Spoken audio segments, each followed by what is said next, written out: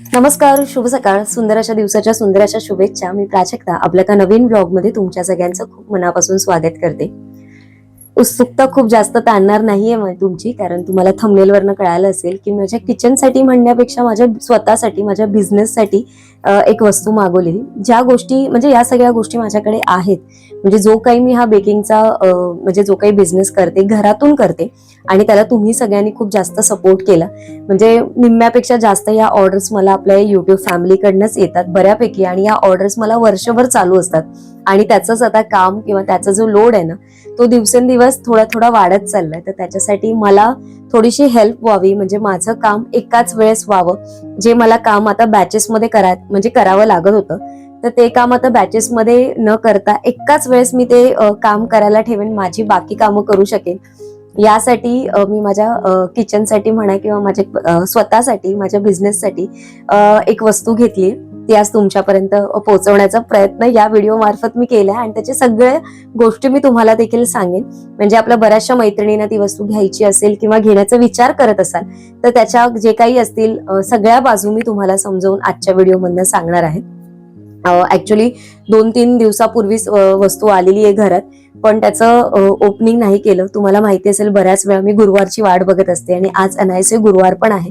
तर म्हटलं आज गुरुवारची पूजा वगैरे करून एखादा गोड पदार्थ बनवून मग आपण आपल्या वस्तूचं उद्घाटन करू आणि तुमच्यापर्यंत पोहोचवू पण. थोडासा ना ऍक्च्युली 2-3 दिवस यामुळे झालं ना, कारण माझा हा डोळा तुम्हाला बघून कळत असेल की थोडासा बारीक दिसतोय तुम्हाला, आणि कालचा आणि त्याच्या आधीचा व्हिडिओ जर तुम्ही व्यवस्थित झूम करून बघाल ना, तर तुम्हाला क्लिअर कट कळेल. ऍक्च्युली मी सडनली उठली ना, आणि डोळ्यात ना थोडासा एक ब्लड क्लॉट होता. थोडा नाही म्हणता येणार, एकदम बऱ्यापैकी होता. तर मी एक दिवस लोकल डॉक्टरकडे गेली, आणि मग त्यांनी मला ड्रॉप वगैरे दिला, पण त्यांनी मला काही रिलीफ नाही झाला. मग त्यांनी मला सांगितलं की ऑप्थलला दाखव वगैरे. मग मी डोळ्यांच्या वगैरे डॉक्टरकडे गेली. मग त्यांनी सांगितलं की हे पूर्ण रिझॉल्व्ह व्हायला जवळजवळ 8 दिवस जातील. तर मला थोडीशी भीतीच वाटत होती, कारण इंटरनल ब्लिडिंग किंवा जे वरवरचं ब्लिडिंग असतं ना, म्हणजे कुठल्याही पार्टमध्ये असेल तर ते चांगलं नसतं. आणि आजकाल तर तुम्हाला माहिती, आपण किती ऐकून आणि वेगवेगळे आजार, म्हणजे एवढी गोष्ट असते ती इथून इथपर्यंत कधी पोहोचते आपण सांगू शकत नाही. तर थोडंसं मध्ये 2-3 दिवस तुम्हाला एवढं टेन्शन आलं की मला रात्री झोप पण नाही लागली की हे कशामुळे झालं. म्हणजे इव्हन मी मेडिकल फील्डमध्ये असली ना, तर त्याचंच टेन्शन मला जास्त आहे की मेडिकल फील्डमध्ये असं होतं ना बऱ्याच वेळा की कुठली गोष्ट कुठे निघेल काही सांगू शकत नाही. आणि या बाबतीत माझं विचार करण्याच्या मागे ना डोकं थोडं जास्तीचं धावतं. त्याच्यामुळे मध्ये मला स्वतःला पण कधीतरी कंट्रोल करायचा असतो. पण डॉक्टरांनी सांगितलं तसं काही नाहीये, पण 8 दिवस तरी जातील कमीत कमी तुझा हा डोळा पूर्णपणे पूर्ववत व्हायला. तर त्यांचं असं म्हणणं, कधी कधी बीपी शूट होतं, कधी कधी तुम्ही हायपर होता, कधी खूप जास्त खोकला किंवा वजन उचलणं, किंवा आता हीट वगैरे आहे त्यामुळे असं होऊ शकतं. पण त्यांनी जेव्हा मशीनमध्ये चेक केलं तर त्यांचं असं म्हणणं होतं की आतून काही इंजुरी नाहीये, ही बाहेरून इंजुरी आहे, तर ती रिझॉल्व्ह होईल. तर तेव्हा मला कुठे थोडंसं बरं वाटलं, आणि म्हटलं आज अनायसे गुरुवार आहे, पहिला आपण आणली आहे वस्तू त्याची पूजा वगैरे व्यवस्थित करू आणि तुमच्यापर्यंत पण शेअर करायची आहे मला. तर चला सुरुवात करूया आजच्या व्हिडिओला.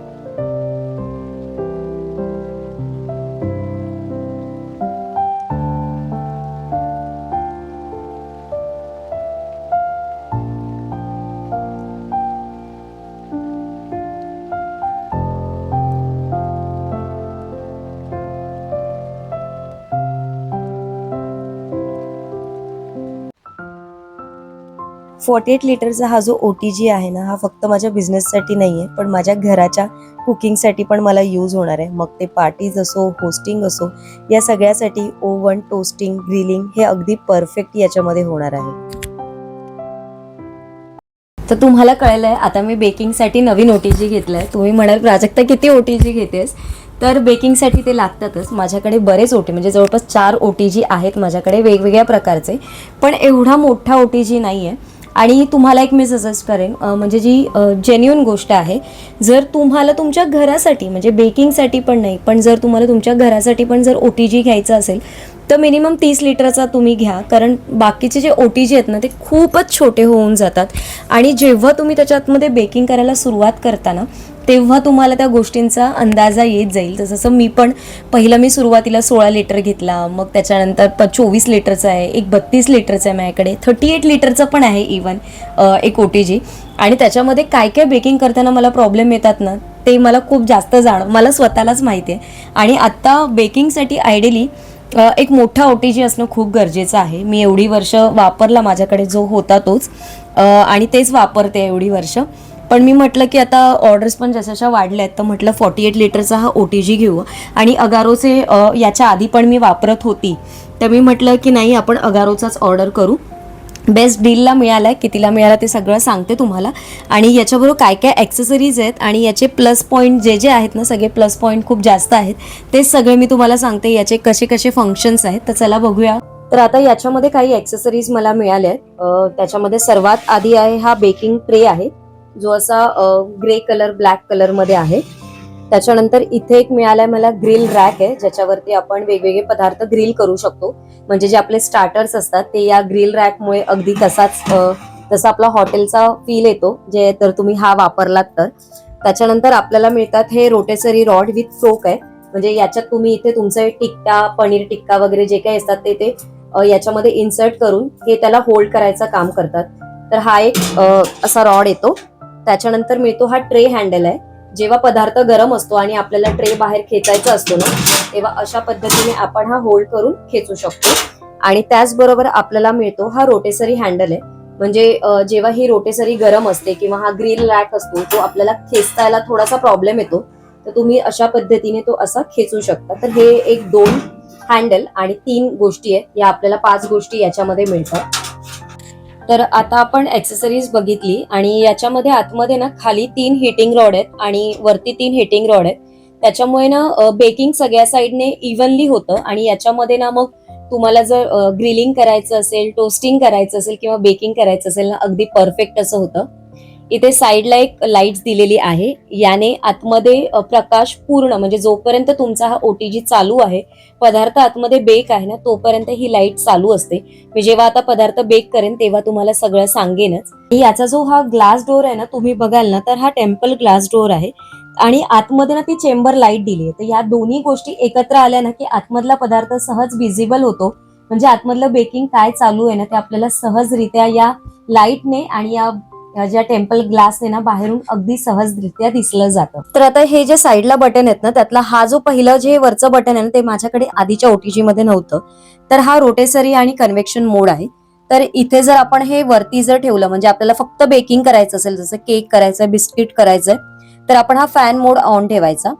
जर तुम्हाला रोटेसरी म्हणजे तुम्ही काहीतरी ग्रिलिंगसाठी वगैरे जर तुम्ही ठेवलं असेल तर तुम्ही फक्त रोटेसरी हँडल राऊंड राऊंड होण्यासाठी हे ठेवू शकता. आणि जर तुम्हाला रोटेसरी आणि फॅन असं दोन्ही हवं असेल तर हे खालच्या साईडला करायचं. म्हणजे इथे फॅन आणि रोटेसरी असे दोन्ही नॉब दिलेले आहेत.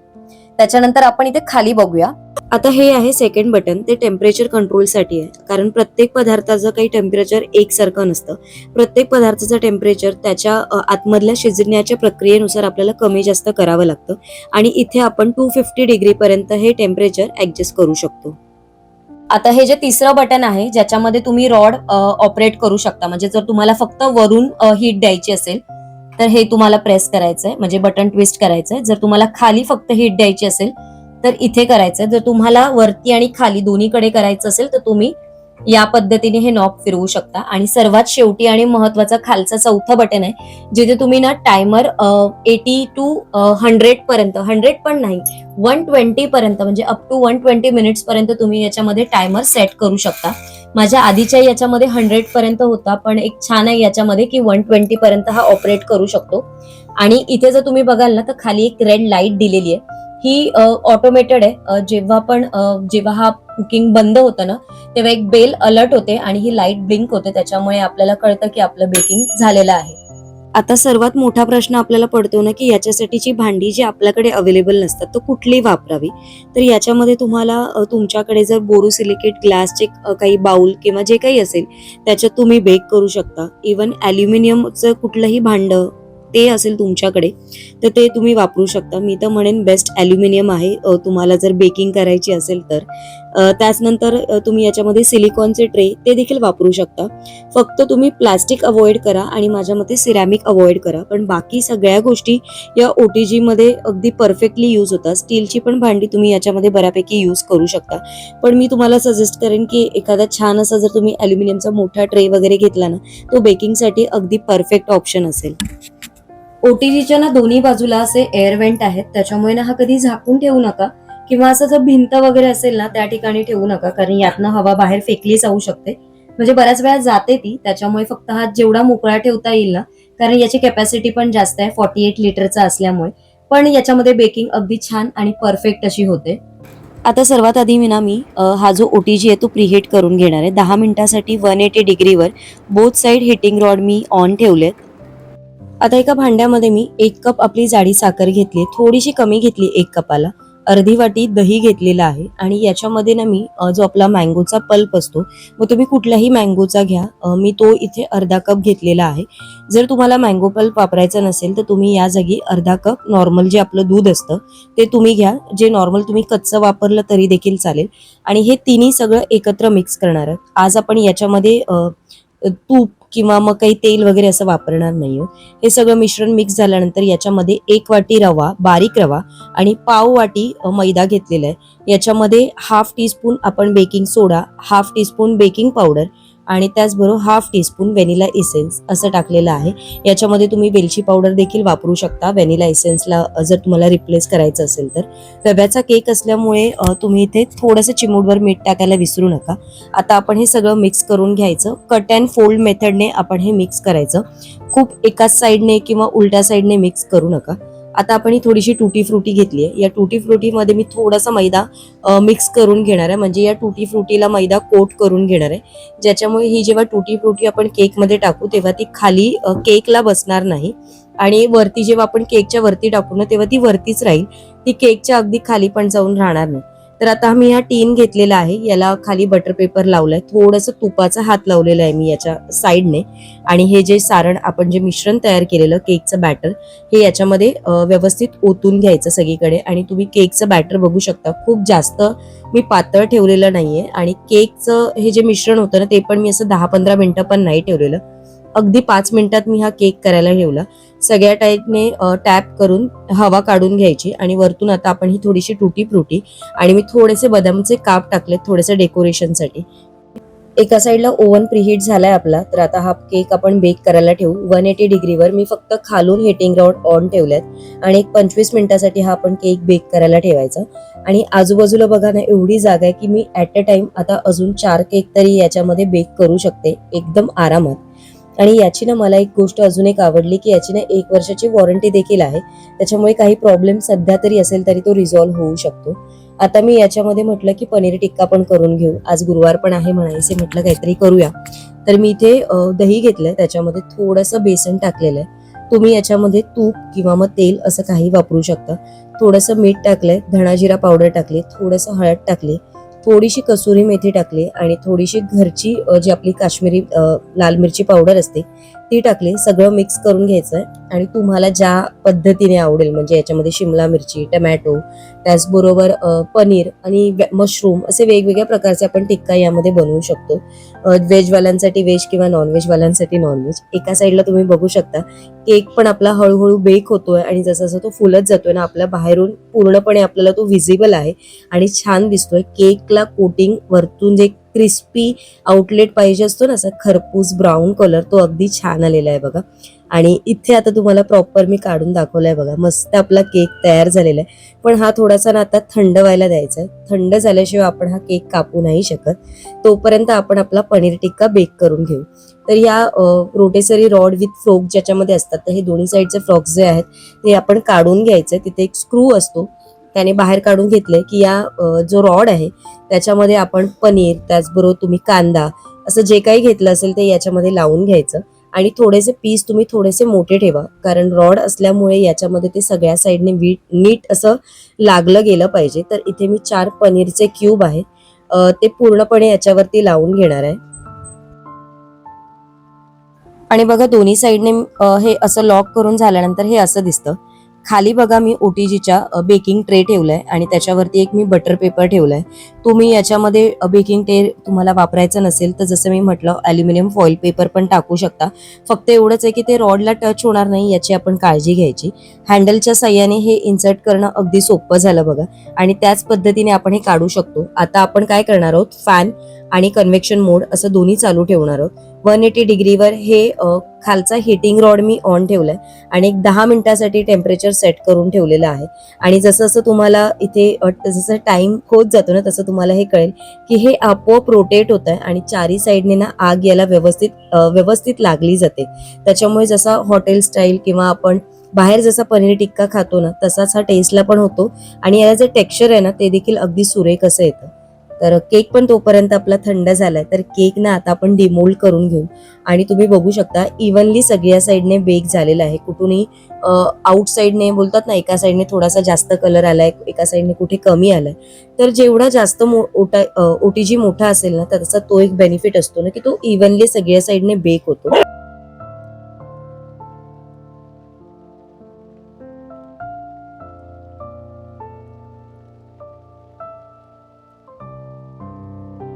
केकचे स्लाइस करून घेत होती तोपर्यंत आपला हा पनीर टिक्का तयार झालेला आहे आणि एका साईडला केकचे स्लाइस पण तयार झालेले आहे. थोडंसं पनीर टिक्का भरून मी लिंबू ठेवलंय, वरून थोडीशी कोथिंबीर टाकलेली आहे.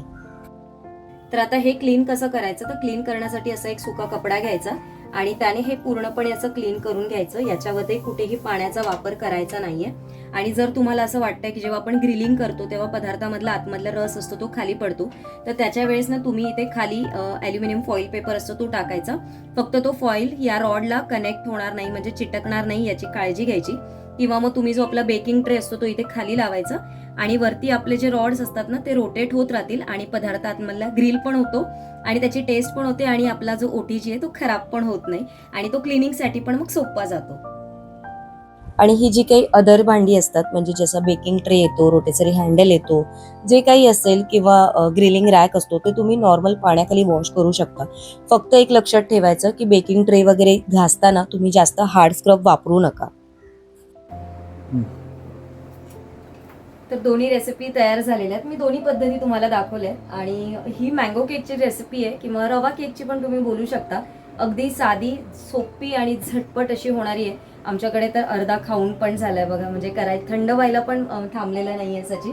आणि आता आपण हा पनीर टिक्का टेस्ट करू. थोडंसं लिंबू पिळून घेते. मला ऍक्च्युली बऱ्याचशा रेसिपीजमध्ये ना असं लिंबू वगैरे पिळून खायला खूप आवडतं, म्हणजे ज्या अशा बाहेरच्या असतात ना.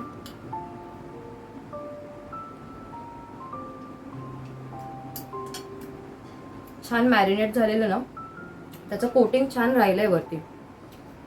आपण बऱ्याच वेळा म्हणजे असं खूप पनीर सॉफ्ट राहिलं, मेन म्हणजे बाहेरून झालंय कडक पण असं सॉफ्ट पनीर राहिलं.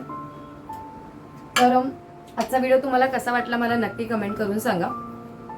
मी जी माझ्यासाठी वस्तू घेतली आहे ती मी ॲमेझॉनवरनं घेतली आहे आणि अराउंड आता त्याची कॉस्ट 8,000 पर्यंत आहे. मी माझा रिव्ह्यू दिला, तुमच्यापर्यंत पोहोचवला. तुम्ही जर घेण्याच्या विचारात असाल ना तर 30 लिटरच्या वरती जे मी तुम्हाला सांगितलंय ते तशा पद्धतीने तुम्ही नक्की विचार करू शकता. आणि तुम्हाला स्वतःचा जर बिझनेस पण चालू करायचा असेल या बाबतीत तर ही एक गोष्ट पण तुम्हाला तेवढीच जास्त महत्त्वाची असेल. म्हणजे जर तुम्ही केक करत असाल किंवा मग कुकीज किंवा अजून काही जे बेकिंग रिलेटेड जर तुम्ही काही गोष्टी करत असाल ना तर ही एक टिप माझ्याकडनं तुम्हाला खूप महत्त्वाची आणि उपयोगी देखील ठरेल. तर चला, छान अशा कमेंट करा. तुमचे कमेंट सेक्शनमध्ये मी नेहमीप्रमाणे वाट बघते. स्मार्ट गृहिणीचा आजचा हा जो एपिसोड होता असाच इथेच एंड करते. उद्या एका छान इंटरेस्टिंग व्लॉग सोबत मी लवकरच भेटेन. सर्वांना Shri Swami Samarth. Bye bye and take care.